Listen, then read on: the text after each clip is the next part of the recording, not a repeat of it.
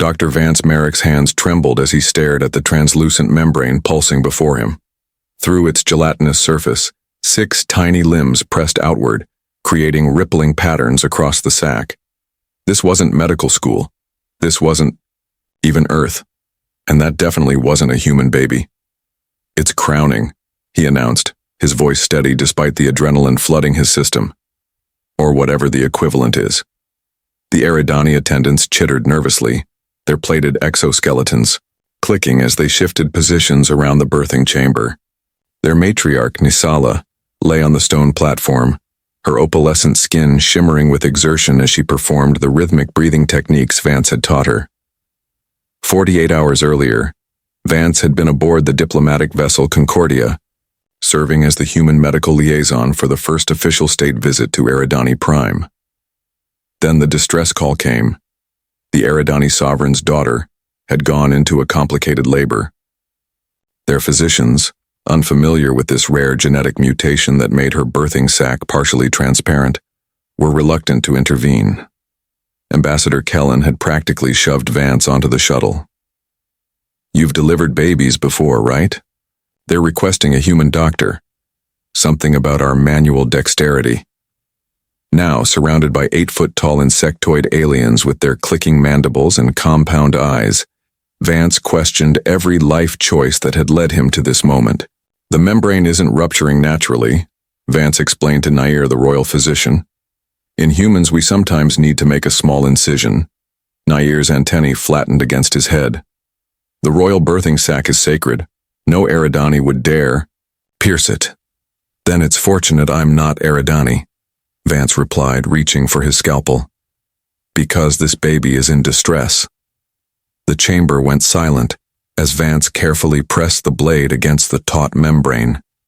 It parted with surprising ease, releasing a rush of iridescent fluid that smelled of cinnamon and sea salt. The attendants gasped, mandibles clicking in what Vance had learned was their version of nervous whispers. Carefully, he reached into the opening, supporting the emergence of a tiny Eridani infant. Unlike its mother, the newborn's exoskeleton was soft and pale, almost translucent.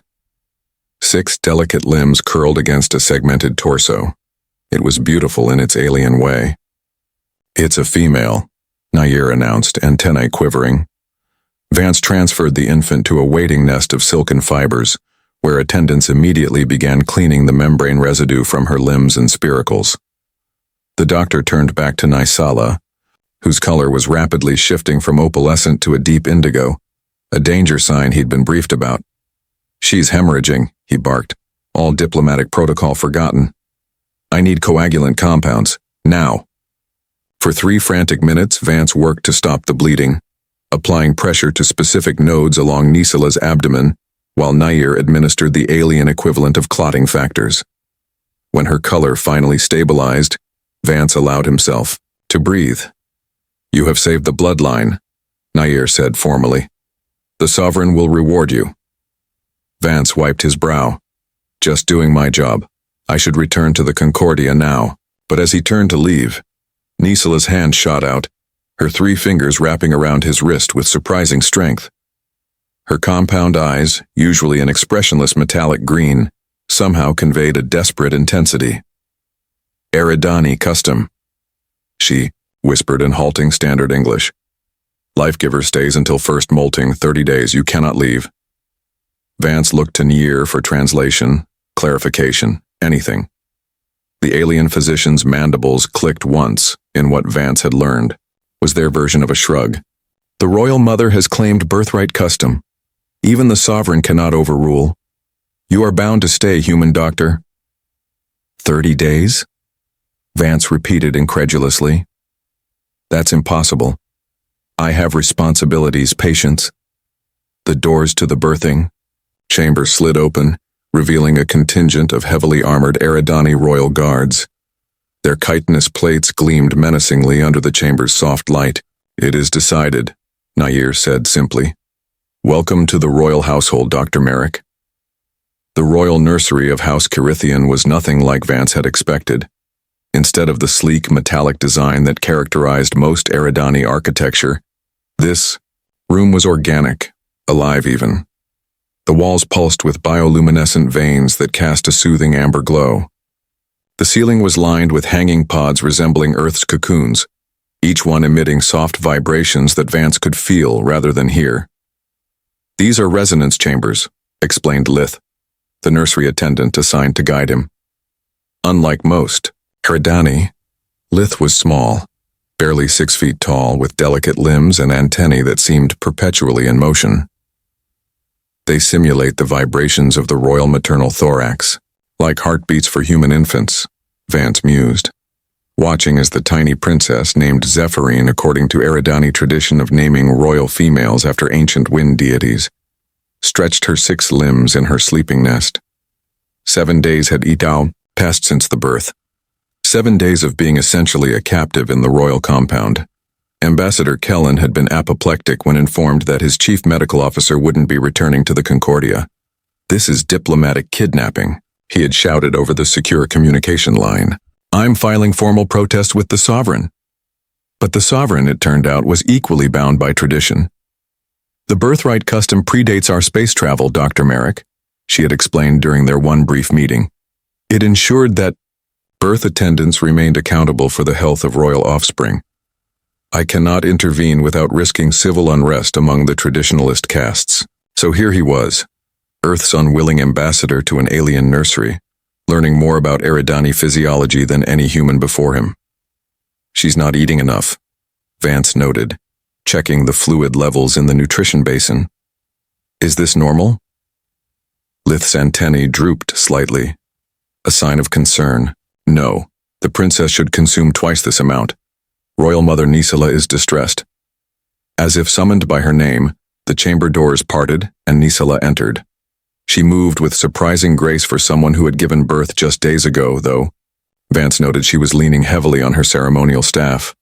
"Doctor," she greeted him, her voice like gravel wrapped in silk. She had been working diligently on her standard English. "The princess suffers.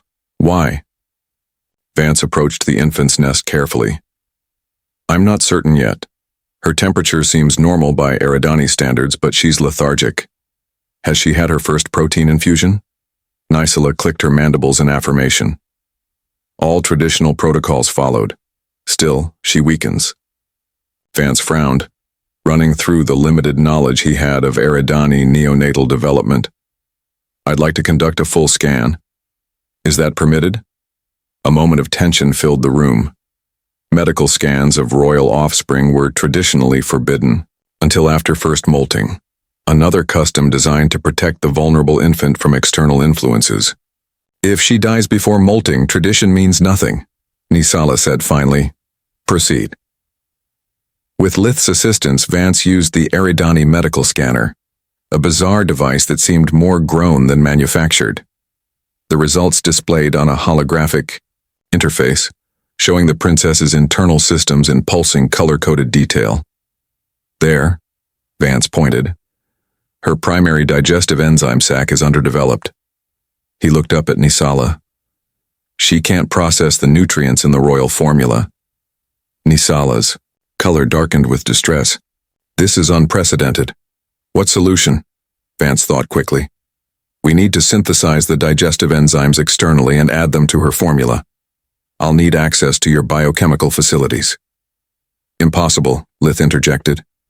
"The biogenesis chambers are sacred spaces, no outsider." "Grant him access," Nisala commanded, her tone brooking no argument. "Full authority." Hours later, in the cavernous biogenesis laboratory, a bewildering space where Eridani scientists cultivated everything from medicines to building materials, Vance worked alongside a reluctant team of specialists. The enzyme synthesis was complex, requiring him to adapt human biochemical principles to alien physiology.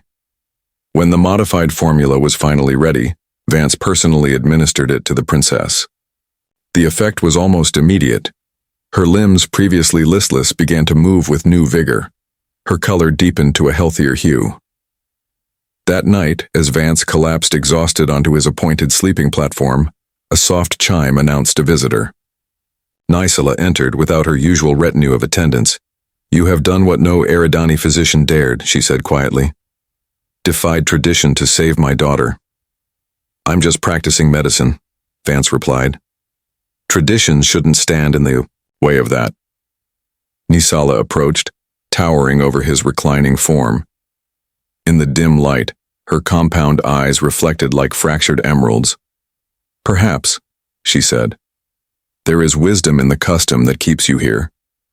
Perhaps the universe guided your hands to my daughter for reasons beyond our understanding. Before Vance could respond, she placed a small object beside him, an intricately carved medallion that pulsed with the same bioluminescence as the nursery walls.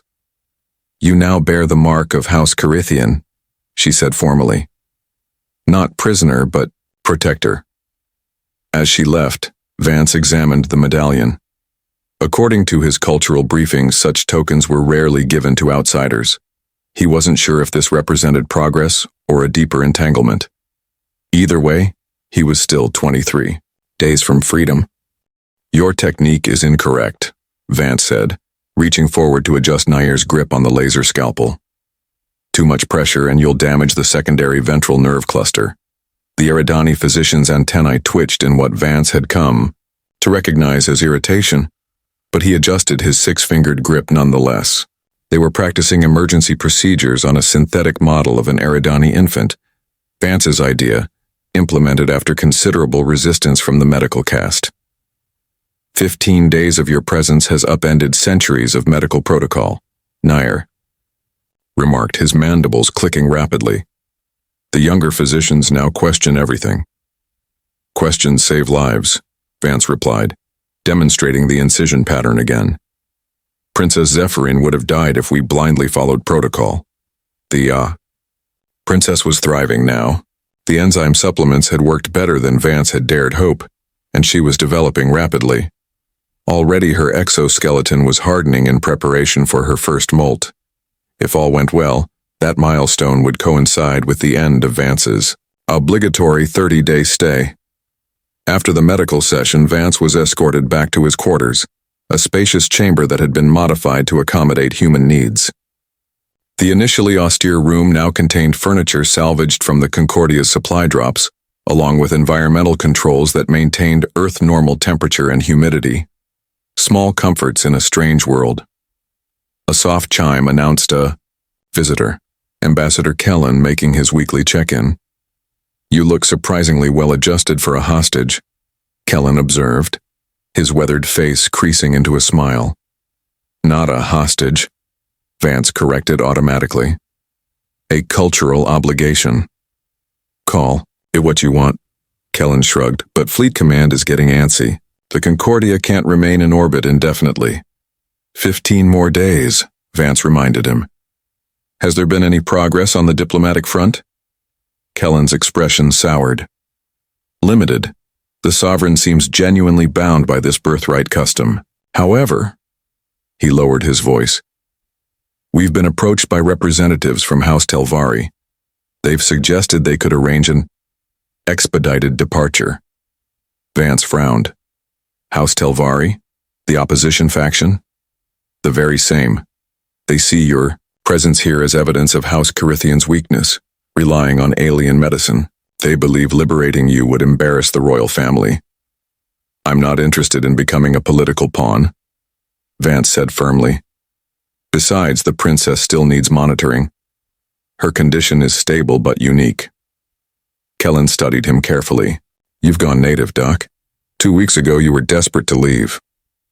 Had he? Vance couldn't deny that his perspective had shifted. What began as captivity had evolved into something more complex. He'd gained unprecedented access to Eridani medicine, established a rapport with the royal physicians, even begun to understand their complex social hierarchies. And then there was Nisala. Their interactions had grown less formal, more personal. She visited the nursery daily, often lingering to discuss her daughter's progress with Vance. Sometimes their conversations drifted to other topics, comparative xenobiology, philosophical differences between their species, even humor. She was attempting to understand human jokes, though her literal interpretations often made Vance laugh harder than the original punchlines. I'll complete my obligation, Vance told Kellen firmly. Attempting to circumvent it could damage the diplomatic relations we've worked so hard to establish. After Kellen left, Vance was summoned to the nursery. He found it in disarray, attendants rushing about, Lith frantically adjusting environmental controls. "What's happening?" Vance demanded. "Early molt," Lith explained tersely. "Too soon, too fast." Zephyrine sleeping nest had been sealed within, a translucent barrier. Inside, the princess was convulsing, her soft exoskeleton splitting along predetermined seams. Fluid leaked from the ruptures, pooling beneath her thrashing form. "Where's Nisala?" Vance asked, already moving toward the environmental controls. "The royal mother has been taken to the sacred meditation chambers," Nier explained, entering the nursery with a team of specialists, as tradition demands during royal molting. "Tradition be damned," Vance snapped. "This molt is premature. The princess is in distress." Without waiting for permission, he accessed the diagnostic console. The readings confirmed his fears. Zephyrine's new exoskeleton hadn't fully formed beneath the old one. If the molting continued at this pace, she would be catastrophically exposed. "We need to slow the process," he announced. "Lower the ambient temperature 3 degrees and increase humidity to 90%. The Eridani physicians hesitated, looking to Nier for guidance. "The human speaks wisdom," Nier said finally. "Do as he says." As the environmental adjustments took effect, Zephyrine convulsions gradually subsided, but the partially split exoskeleton remained a critical concern. "We need to stabilize the old exoskeleton until the new one hardens," Vance explained. "I need a medical polymer, something flexible but strong." "Impossible," an elder physician objected. "Nothing must touch royal offspring during molt." Vance's patience snapped. "Listen carefully. Your princess is experiencing a rare complication. Without intervention, her respiratory spiracles will be exposed before they're ready. She will suffocate. Is that acceptable to your traditions?" A tense silence fell over the nursery. Then unexpectedly the doors parted to admit Nisala. Her ceremonial robes were disheveled, her staff missing. She had clearly left the sacred chambers against protocol. "Help her," she commanded Vance, her voice raw with emotion. "Do whatever is necessary." With Nisala's authority behind him, Vance quickly organized the medical team. They synthesized a biocompatible polymer that could be applied as a spray, creating a flexible secondary skin over the princess's premature ruptures. Throughout the procedure, Nisala remained by her daughter's side, mandibles clicking in what Vance now recognized as prayer. Hours later, when Zephyrine finally stabilized, Vance stepped back, exhaustion washing over him.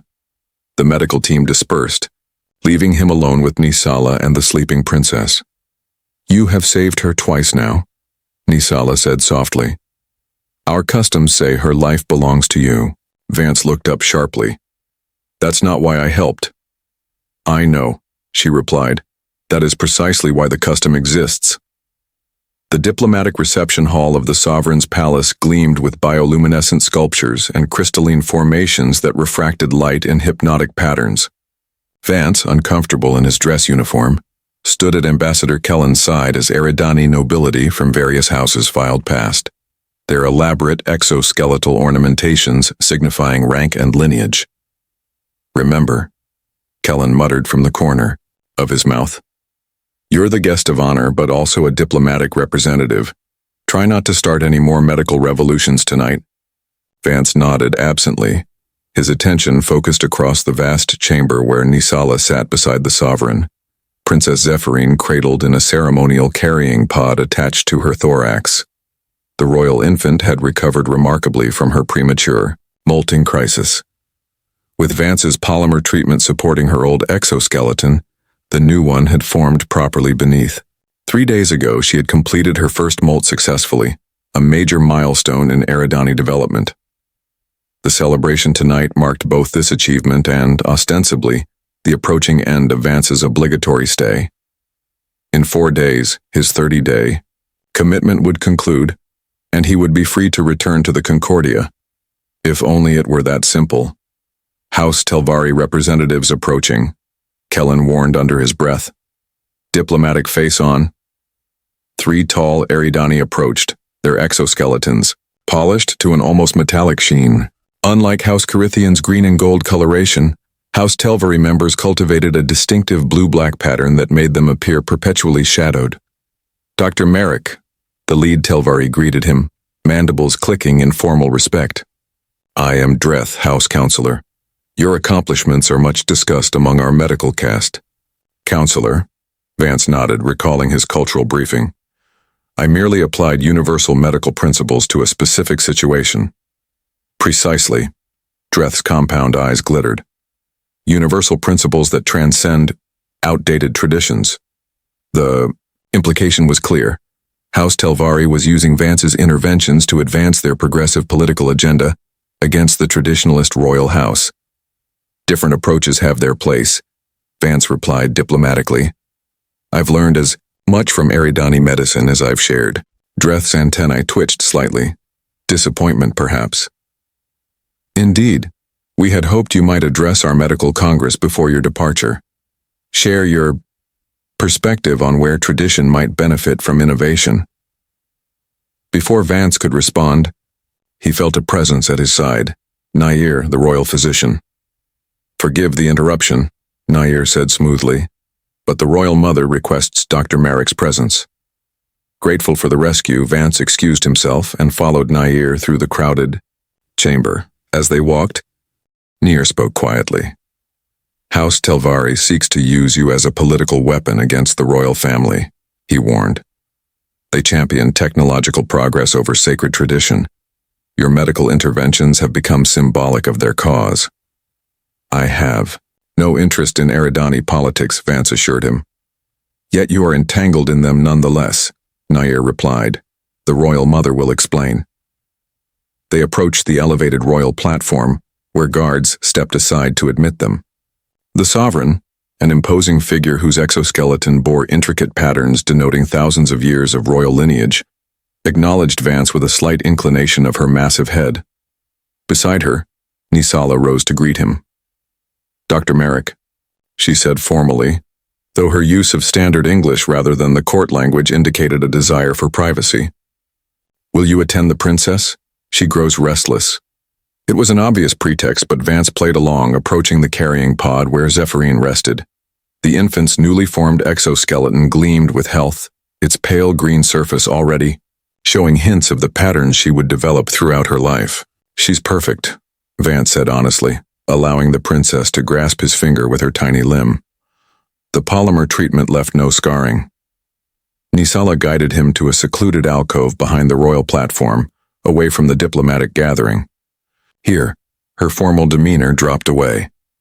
The 30 days end soon, she said without preamble. You will return to your ship. That was our agreement, Vance confirmed, though he felt an unexpected reluctance. The princess is thriving now. She doesn't need my supervision. Nisala's compound eyes fixed on him with unsettling intensity. There is a complication. Vance tensed. Medical? Is she showing new symptoms? Political, Nisala corrected. House Telvari has formally petitioned the Council of Houses to extend your stay. They claim that as the first human to successfully treat Eridani royalty, you represent a valuable scientific and cultural resource that should be shared among all houses. That's absurd, Vance protested. I'm not a resource to be shared. In their view, you are. Nisala's mandibles clicked in agitation. They have invoked ancient laws regarding foreign savants. If their petition succeeds, you could be legally required to remain on Eridani Prime for a full seasonal cycle, what you would call 19 Earth months. The implications hit Vance like a physical blow. Ambassador Kellen would never agree. This would constitute forced detention of a Federation citizen, which could potentially rupture the newly formed diplomatic relations between our worlds. Nisala finished. Precisely their intention. House Telvari opposes alliance with humans. They believe we should focus on strengthening ties with the Arcturian collective. Vance paced the small alcove, mind racing. There must be a counter-strategy. Can the sovereign block their petition? Not without significant political cost, Nisala explained. The balance in the Council of Houses is delicate. The sovereign cannot appear to favor House Carithian, her birth house, too openly. So I'm trapped either way, Vance concluded bitterly. Either I stay voluntarily, or I'm detained and cause a diplomatic incident. Nisala's color shifted subtly, displaying an emotion Vance couldn't quite interpret. There is another possibility, one I hesitate to suggest. I'm open to any option at this point. By Eridani law, one who saves the life of royal offspring twice is granted the status of Kalarath, life-bound guardian, Nisala explained carefully. This status supersedes house politics. As Kalarath, you would be bound exclusively to House Carithian, beyond the reach of other houses' claims. That sounds like trading one form of captivity for another, Vance observed. Not captivity, Nisala corrected. Kalarath status includes freedom of movement between our world and yours. You would be required only to return periodically to assess the princess's health, 4 times each Eridani year. Vance considered this. So I'd be free to leave now, but obligated to return occasionally as her physician? Essentially, yes, Nisala confirmed, though the bond is considered sacred, more than merely medical. Something in her tone made Vance study her more carefully. This Kalarath status, what else does it entail? Nisala's antennae dipped slightly. Embarrassment, perhaps? Traditionally, it establishes a formal connection between the Kalarath and the royal family. In ancient times, such guardians were considered part of the family structure. Understanding dawned. Are you suggesting some sort of adoption? Not precisely. Nisala seemed to struggle for words. The closest human concept might be godparent, but with legal and ceremonial obligations. Before Vance could inquire further, a commotion erupted in the main chamber. Through the alcove's translucent partition, they could see Ambassador Kellen, engaged in what appeared to be a heated discussion with Councillor Dreth and several other Telvari representatives. They're making their move already, Nisala hissed. We must decide quickly. Vance watched the diplomatic confrontation unfolding, weighing his limited options. Accept this Kalarath status with its unknown implications, or face potential detention and a diplomatic crisis. What would the ceremony involve, he asked finally. Nisala's color brightened. Relief, he thought. It is brief. An exchange of biometric markers, an oath, and formal presentation to the sovereign.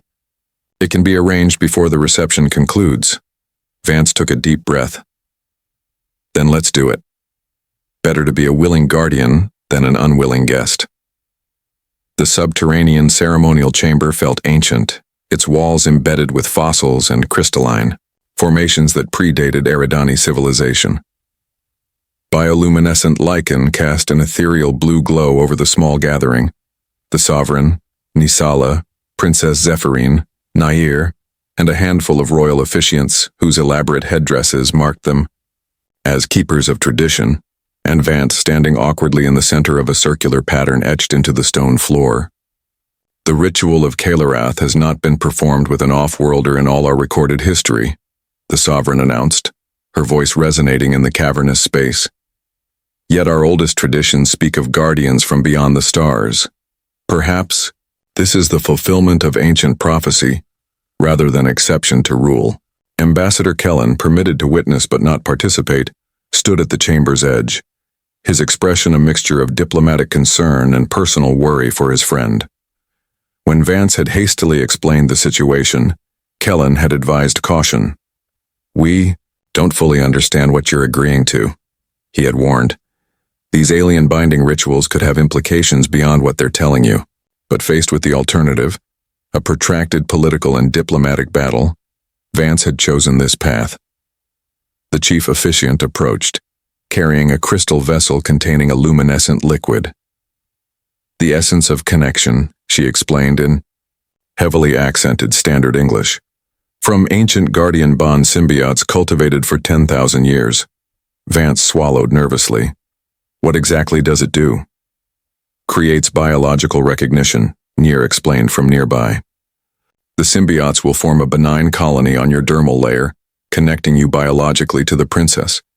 They facilitate health monitoring across interstellar distances. You're giving me alien microbes? Vance asked incredulously. Perfectly safe, Nair assured him. I have analyzed their compatibility with human physiology. They will occupy your skin like your natural microbiome, unnoticed except when actively connecting with the princess's complementary colony. Before Vance could object further, the officiant dipped her appendage into the vessel and approached him. Your dominant hand, please. With a resigned sigh, Vance extended his right hand. The officiant pressed her moistened appendage against his palm. The liquid felt cool at first, then tingled as it seemed to absorb into his skin, leaving behind an iridescent pattern reminiscent of circuitry. Next, the officiant approached Nisala, who held Princess Zephyrin. A similar application was made to the infant's upper limb. Almost immediately, Vance felt a strange sensation, a warmth that spread from his marked palm up his arm and into his chest. With it came an awareness, subtle but unmistakable, of Zephyrin's vital signs. Her heartbeat, or the Eridani equivalent, registered as a gentle rhythm in his mind, alongside impressions of her body temperature, respiratory rate, and general health status. The bond is established, the officiant declared as the iridescent pattern on Vance's hand pulsed once brightly, then faded to a subtle shimmer that was only visible when caught by light at certain angles. Now the oath, the sovereign directed. Vance repeated the ancient words as translated by Nair, pledging to guard the princess's health and well-being, to return when summoned, to share medical knowledge that might benefit her, and to keep the sacred trust of House Carithian. As the final words were spoken, the chamber's crystals pulsed with light, and a resonant tone filled the space, so deep it was felt more than heard. It is done, the sovereign declared. Dr. Vance, Merrick is now Kalarath to Princess Zephyrin of House Carithian. Let all houses recognize this bond. The ceremony concluded with Nisala placing a medallion around Vance's neck, a more elaborate version of the token she had given him earlier, crafted from a material that seemed to shift between solid and liquid states. This grants you passage through all Eridani territories and worlds, she explained. You are now legally family to House Carithian, though bound only to the princess's well-being, not to political allegiance. Afterward, as they processed back to the reception, Ambassador Kellen pulled Vance aside. You realize what you've done? He asked in a hushed tone. You've just become the first human legally integrated into an alien royal family. Fleet Command is going to have a conniption. It was the only viable solution, Vance replied, absently rubbing his palm where the symbiotes had been applied. And it works for everyone. I get to leave, diplomatic relations stay intact, and House Telvari can't use me as a political pawn. And you're somehow connected to the alien princess now? Kellen looked skeptical. What does that mean practically? Vance considered how to explain the subtle awareness that now resided at the edge of his consciousness. A gentle presence, not intrusive, but unmistakable. I'll know if she's in medical distress, he said simply, and I've agreed to return periodically to check on her development. So you're an interstellar pediatrician on call? Kellen sighed. Well, could be worse. At least you can leave with us tomorrow as planned. As they rejoined the reception, Vance noticed House Telvari representatives huddled in conversation, occasionally casting glances his way. Counselor Dreth approached, mandibles clicking rapidly, the Eridani equivalent of a forced smile. Most unexpected, Dreth said stiffly. Congratulations on your new status, Dr. Merrick. House Telvari withdraws its petition naturally. Thank you, Counselor, Vance replied neutrally. I look forward to continued scientific exchange between our peoples. As Dreth retreated, Nair appeared at Vance's side. You have made a powerful enemy today, he observed quietly. House Telvari does not forget perceived slights. I didn't intend to slight anyone, Vance protested. I just wanted to resolve an impossible situation. And you have, for now, Nair's antennae twitched in what Vance had come to recognize as amusement. But you have bound yourself to Eridani affairs more permanently than you perhaps realize. The Kalarath bond is lifelong. Before Vance could respond, Nisala approached, Princess Zephyrine now awake and alert in her carrying pod. To Vance's surprise, he could feel the infant's curiosity as a light, bubbling sensation through the bond. She recognizes you, Nisala said softly. The bond works both ways. She will always know her guardian. Vance reached out tentatively and Zephyrine immediately grasped his finger with her tiny limb. The connection between them flared momentarily stronger, a flash of contentment that wasn't his own emotion. What happens now? He asked Nisala. Now you return to your ship, to your world, she replied. But part of you remains here with us, and when the time comes, you will feel the call to return. And if I choose not to answer that call? Nisala's compound eyes caught the light, reflecting like faceted emeralds. You will answer. The bond ensures it. Not as compulsion, but as connection. You are part of something greater now, Dr. Merrick. Something that transcends our separate worlds. Looking down at the alien infant still clutching his finger, Vance wondered exactly what he had committed himself to, and why, despite the uncertainty, it felt strangely right. The Concordia's observation deck offered a spectacular view of Eridani, prime as the vessel prepared to break orbit. The planet's twin moons cast prismatic halos through its amber atmosphere, creating a spectacle that had captivated the ship's crew for the past month. Vance stood alone at the viewport, palm pressed, against the transparent aluminum as if reaching for what he was leaving behind. Though only 31 days had passed since his arrival, he felt profoundly changed by the experience, not just professionally as the first human physician to treat Eridani royalty, but personally as well. Orbital departure in 20 minutes. Doctor, announced the ship's AI. Ambassador Kellen requests your presence on the command deck for the farewell transmission. Vance nodded absently, his attention focused on the iridescent mark on his palm.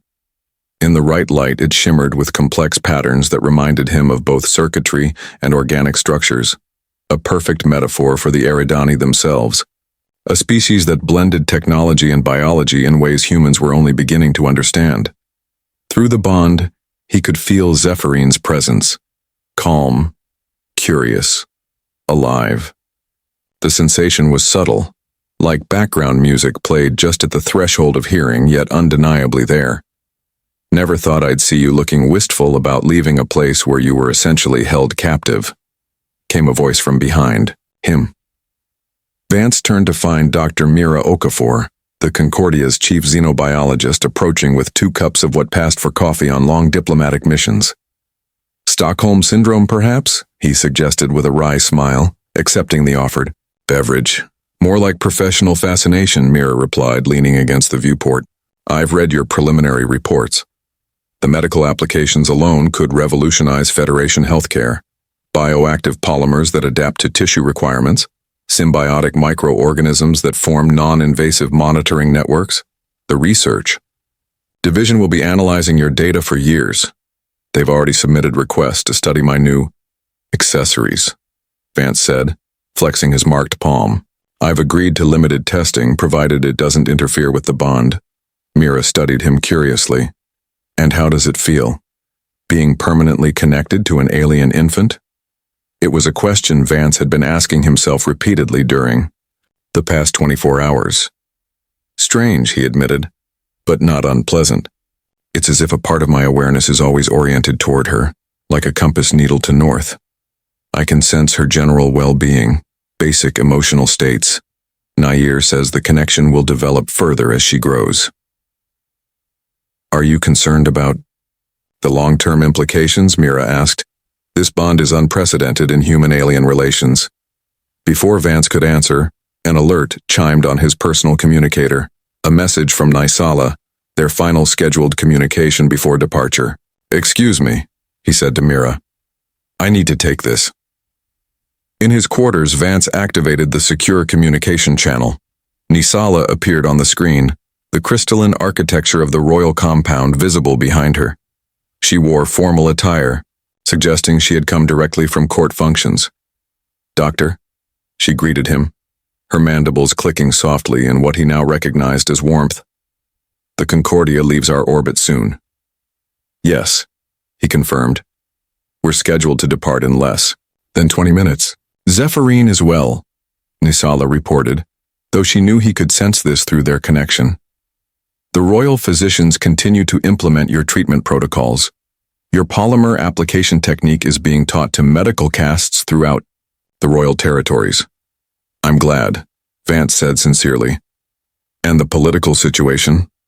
Stabilized for now. House Telvari has withdrawn to reassess their strategy. The sovereign has announced a formal alliance with your coalition, strengthened by our personal connection. There was something in her tone that made Vance pause. Is there something else, Nisala?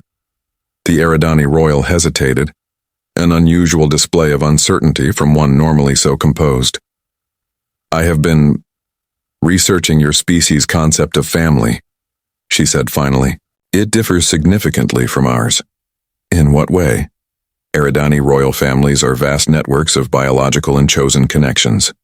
The Kellereth bond you share with Zephyrin makes you legally and biologically family, but our concept extends beyond mere genetics or ceremony. It is a promise of mutual care and responsibility. Vance considered this. That's not so different from human ideals of family, actually. Then you understand the significance of what you have become to us, Nisala said, her compound eyes reflecting the light in fractured patterns. Not merely Zephyrin's guardian, but part of our house, part of our future.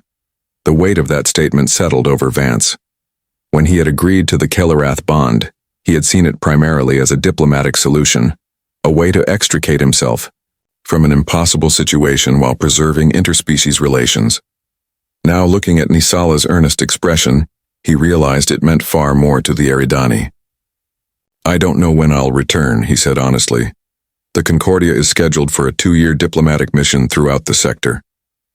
Yet return you will, Nisala replied with certainty. The bond ensures it. And when you do, you will find doors open to you that have never been opened to any human before. A chime sounded, indicating the imminent departure.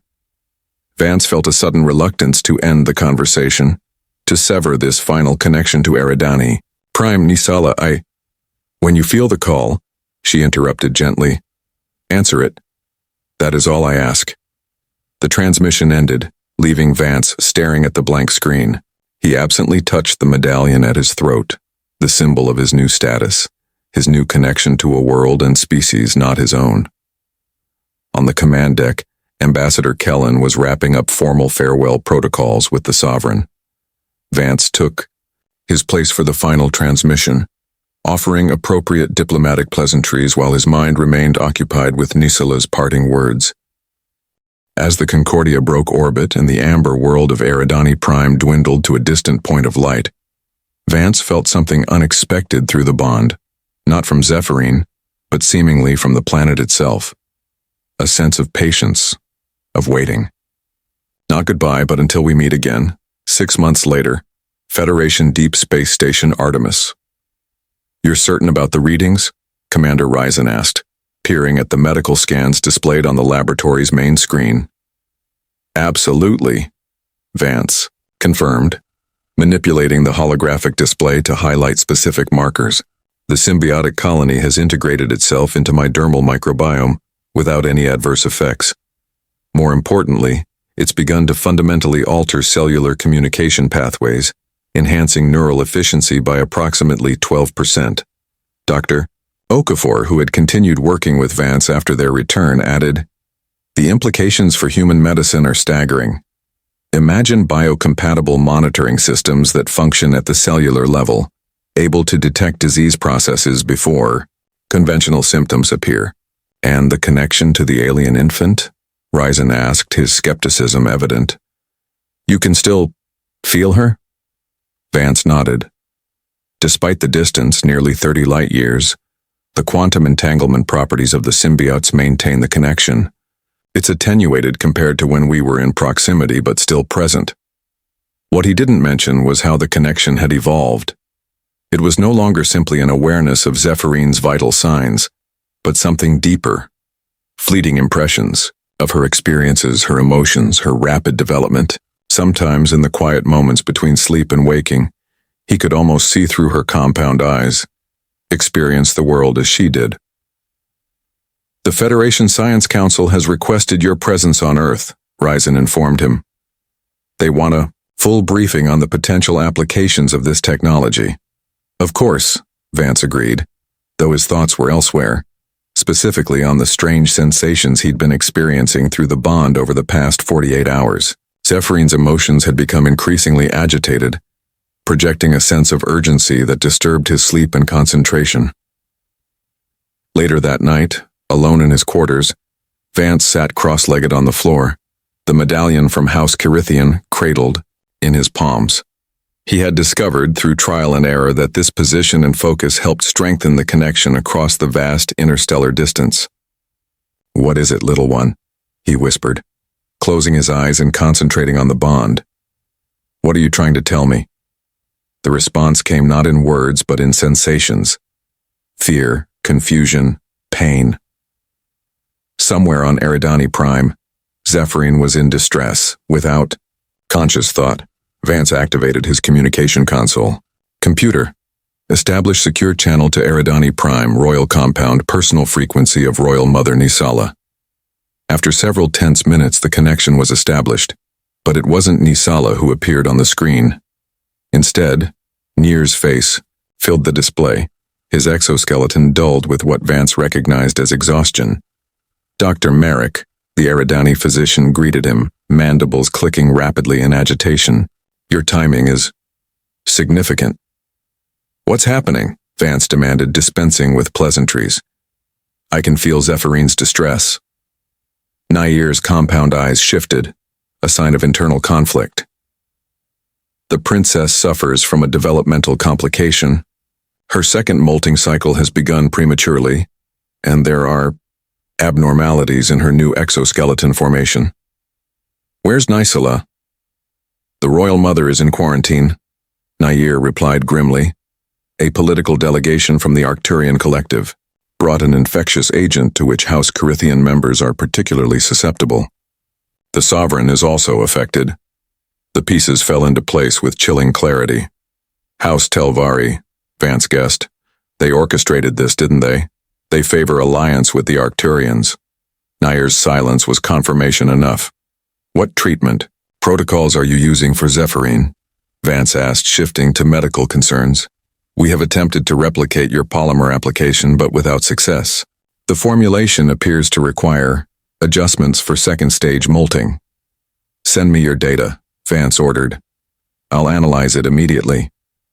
Hours later, having reviewed the medical information, Vance reached a disturbing conclusion. Zephyrines' condition was deteriorating rapidly. The traditional treatments were ineffective, and his remote guidance was insufficient for the complexities involved. When he contacted Ambassador Kellen to request emergency transport back to Eridani Prime, he expected resistance. Instead, he found unexpected support. "The Sovereign herself has requested your presence," Kellen informed him. "Federation High Command has authorized the use of an emergency courier vessel.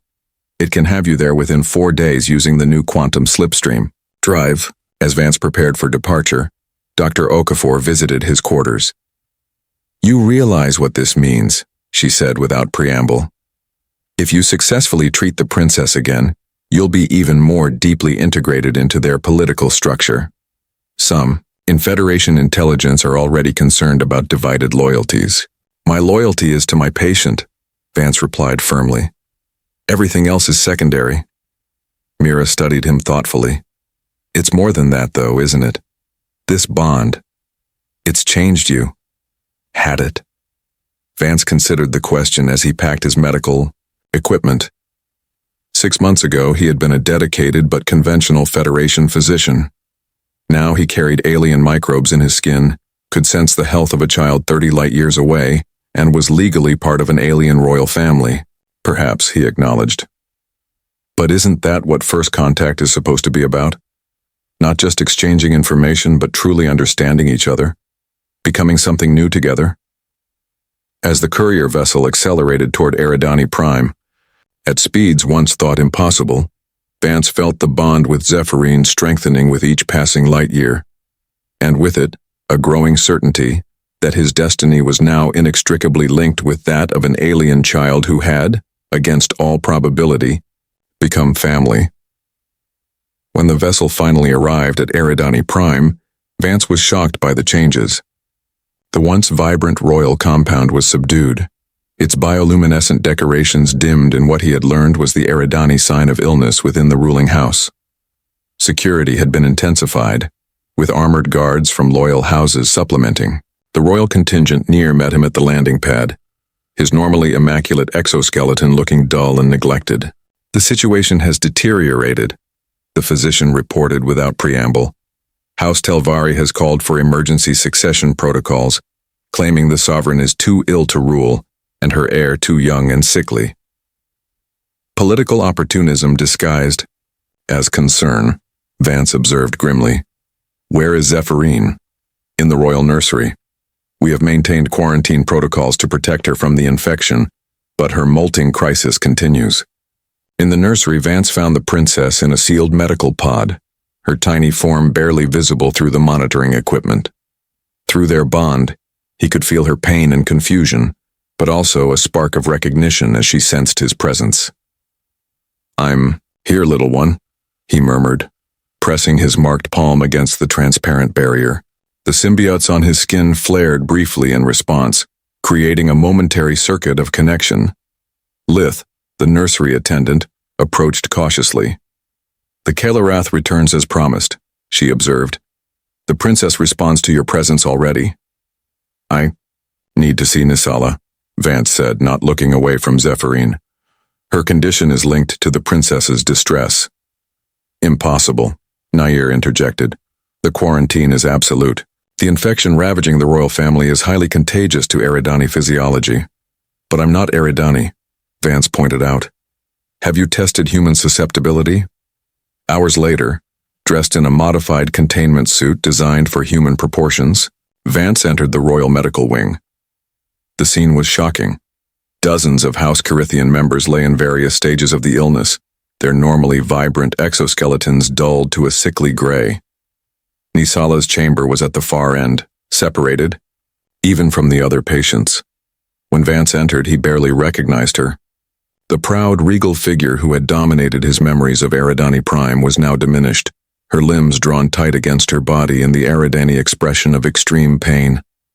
"Dr. Merrick," she whispered, her voice barely audible. "You came." "Of course I came," he replied, moving to her bedside. "I felt Zephyrin's distress." "The bond endures across the stars," Nisala observed weakly, "as our traditions promised." Vance conducted a thorough examination, comparing her symptoms to those recorded in the Eridani medical database.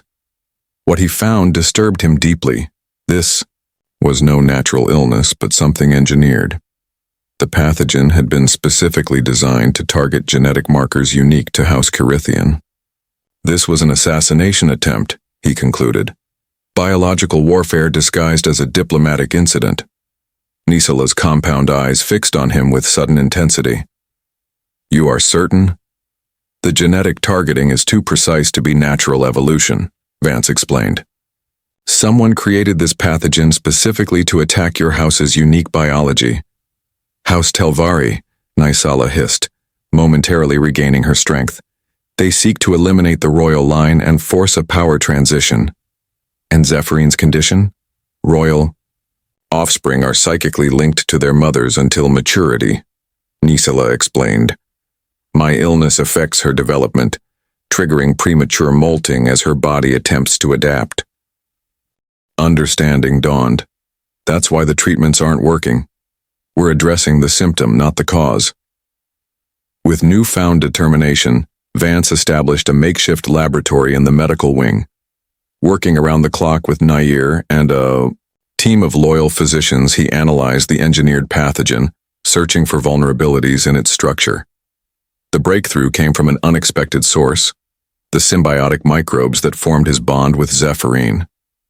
During routine analysis, Vance discovered that the symbiotes produce compounds that disrupted the pathogen's replication cycle. "They're protecting me," he realized. The bond symbiotes are creating an immune response to anything that might harm. Their host network, including Zephyrin and, by extension, Nisala. 3 days of intensive work yielded a treatment protocol derived from the symbiote's defensive compounds. As Vance administered the first dose to Nisala, he felt Zephyrin's presence in his mind, watching, hoping, connecting them in a triangle of shared awareness. "Your human adaptability serves you well," Nisala murmured as the medication took effect. "Our physicians would never have looked to the bond symbiotes for medical applications.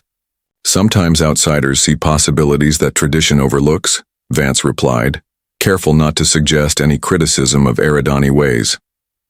As Nisala's condition improved over the following days, so too did Zephyrin's. The premature molting stabilized, allowing her new exoskeleton to form properly beneath the old. The crisis had been averted, but the political fallout was just beginning. In a dramatic session of the Council of Houses, a recovered sovereign presented evidence of House Telvari's biological attack. Councillor Dreth and his conspirators were arrested for treason against the royal line, their assets seized, their house disgraced, and Dr. Vance Merrick, the human physician who had saved the royal family not once but twice, was formally recognized before all houses as Kalareth, a status that now carried unprecedented political weight. "You have a choice to make," Ambassador Kellen told him during a private meeting in the embassy's secure room. "Federation Medical Command wants you back. Your work with the Eridani symbiotes has enormous potential for human medicine. But the Sovereign has offered you a permanent position here as royal physician to House Carithian, with full diplomatic status." Vance gazed out at the amber skies of Eridani Prime, feeling the now familiar presence of Zephyrin in his mind, curious, content, connected. "Who says I have to choose?" he asked finally. "The bond allows me to monitor Zephyrin from anywhere. I can continue my research with Federation Medical while returning periodically to Eridani Prime." "A foot in both worlds," Kellen mused. "It's unprecedented, but then again, so is everything about your situation." Later that evening, as Vance stood in the royal nursery watching Zephyrin sleep peacefully in her nest, Nisala joined him. "You leave tomorrow," she stated, not a question but an acknowledgement. "My duties require it," he confirmed. "But I'll return regularly, as the Kalareth bond demands." "And as your heart demands," Nisala added perceptively. "You have grown attached to her, to us." Vance couldn't deny it. "I never expected this outcome when I first stepped onto Eridani Prime. I was just doing my job. Yet now your job has become something greater, a bridge between our worlds, our species, our ways of understanding the universe." Nisala's compound eyes reflected the nursery's soft light. "Some might call it fate. I prefer to think of it as a fortunate accident," Vance replied with a smile. "But one I wouldn't change." As Zephyrin stirred in her sleep, both human and Eridani reached out simultaneously to soothe her, Nisala with a gentle touch of her appendage, Vance with the unseen connection of their bond. In that moment, separated by biology but united by something deeper, they formed a new kind of family, one that transcended the stars themselves. 3 years later, Federation Medical Academy, Earth. The applications of xenosymbiotic medicine continue to expand, Dr. Vance Merrick explained to the assembled medical students. What began as a desperate measure to save one alien child has evolved into treatments for conditions once thought incurable. On the display behind him, images chronicled the journey. From the emergency delivery on Eridani Prime to the groundbreaking treatments now being implemented throughout Federation space. The symbiote's ability to form non-invasive monitoring networks has revolutionized neonatal care, he continued. Modified versions now allow human physicians to monitor developing fetuses without traditional medical interventions, detecting complications weeks before conventional methods. A student raised her hand. "Dr. Merrick, is it true that you still maintain a psychic connection with the alien princess?" Vance smiled, touching the iridescent mark on his palm that now extended in delicate patterns up his wrist. "The bond continues." "Yes. Princess Zephyrin is now entering her juvenile phase. approximately equivalent to a human 4-year-old, though Eridani developed cognitive functions more rapidly. What he didn't share was how that bond had deepened over time, how he could now sense not just her physical state but her thoughts, her dreams, her growing understanding of the universe, how she recognized him instantly whenever he returned to Eridani Prime, rushing to greet him with excited clicks of her developing mandibles, how she called him Sky Father in the ancient Eridani tradition, a title once given to mythical guardians who watched over royal offspring from the heavens. One final question, another student called out. The Eridani Federation Medical Exchange Program you established, has it achieved its goals? Beyond our expectations, Vance replied with genuine pride. 12 human physicians are now serving in Eridani medical facilities, while 15 Eridani specialists have brought their expertise to Federation hospitals. The exchange of knowledge has benefited both species immeasurably. As the lecture concluded, Vance felt a familiar sensation through the bond, a gentle pulse of awareness, of connection. Zephyrine, 30 light-years away, was thinking of him, perhaps sensing his thoughts of her. His communicator chimed with an incoming message, the quarterly summons from House Kirithian. Time for his regular visit to Eridani Prime. Once, he might have viewed such obligations as a burden, an interruption to his real work. Now he anticipated these journeys with genuine pleasure, not just for the medical collaboration they enabled, but for the sense of homecoming they provided. Dr. Vance Merrick, once an unwilling captive of alien tradition, had become something unprecedented in human history, a citizen of two worlds, bound by science, circumstance, and the inexplicable connection to a child, not of his species, but undeniably of his heart. As he prepared for departure, he reflected on the strange path that had led him here, a frightened doctor in an alien birthing chamber, a reluctant guardian bound by custom, a pioneer of interspecies medicine, and now, something for which humans had no word but the Eridani did, Kalarath, one who walks between worlds, belonging fully to both, and in so doing, creates something entirely new. The Concordia II, newly commissioned for the expanding diplomatic missions to Eridani space, waited in orbit. On its observation deck, Vance would soon watch Earth dwindle to a blue point of light, even as he felt Zephyrine's excitement growing with each light year that brought him closer to her world. 2 homes. 2 families. 2 destinies now intertwined across the stars. The human doctor had delivered an alien baby. The mother hadn't let him leave, not completely, not ever. And in that supposed captivity, he had found the greatest freedom of all, the freedom to belong where no human had belonged before.